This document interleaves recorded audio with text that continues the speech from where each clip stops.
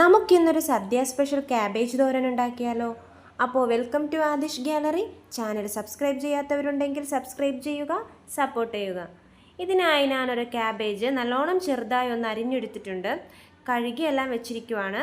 ഇനി ഒരു 3-4 table spoon തേങ്ങ, പിന്നെ കുറച്ച് ജീരകം, പിന്നെ ഒരു 5-6 പച്ചമുളക് ഇതുപോലെ ചെറുതാക്കി കീറിയത്, ഇതൊക്കെ ഇട്ട് നമുക്കൊരു മിക്സിയുടെ ജാറിൽ വെള്ളമൊന്നും ഒഴിക്കാതെ ഒന്ന് ചതച്ചെടുക്കാം.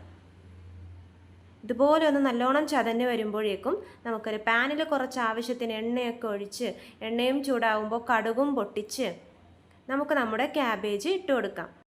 അതിനുശേഷം നമ്മൾ ചതച്ചെടുത്ത നമ്മുടെ തേങ്ങയും പിന്നെ മഞ്ഞൾപ്പൊടിയും ഉപ്പും, ഞാനൊരു 3/4 ടീസ്പൂൺ ഉപ്പിടുന്നുണ്ട്. പിന്നെ ആവശ്യത്തിന് വേണമെങ്കിൽ നമുക്ക് കുറവാണെങ്കിൽ പിന്നീട് ചേർത്ത് കൊടുക്കാം.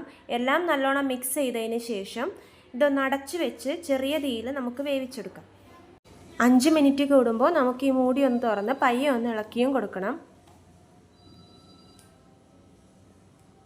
അതിനുശേഷം ഒരു പ്രാവശ്യം കൂടി നമുക്കിത് അടച്ചു വെച്ചിട്ട് പിന്നെ തുറന്ന് വെച്ച് വേവിച്ചെടുക്കാം.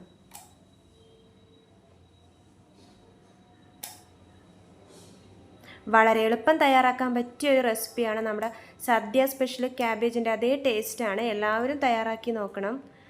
വളരെ എളുപ്പം നമുക്ക് അരിഞ്ഞെടുക്കേണ്ട ഒരു ചോപ്പറും കൂടി ഉണ്ടെങ്കിൽ എളുപ്പം നമ്മുടെ ഈ ക്യാബേജിൻ്റെ പണിയും കഴിഞ്ഞ് കിട്ടും. അതേസമയം നല്ല ടേസ്റ്റിയുമാണ് ഈ ക്യാബേജ് തോരൻ. കണ്ടോ എന്ത് എളുപ്പമാണ് നമ്മുടെ ക്യാബേജ് ആയത്. അപ്പോൾ എല്ലാവരും ഈ റെസിപ്പി ഒന്ന് ട്രൈ ചെയ്യണം. നല്ല ടേസ്റ്റാണ്. കുറച്ച് സമയം ഇതുപോലെ തുറന്ന് വെച്ച് നമുക്ക് വേവിക്കാം.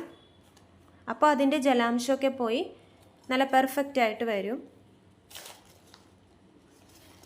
അധികം ഇൻഗ്രീഡിയൻസ് പോലും ഇതിന് വേണ്ട.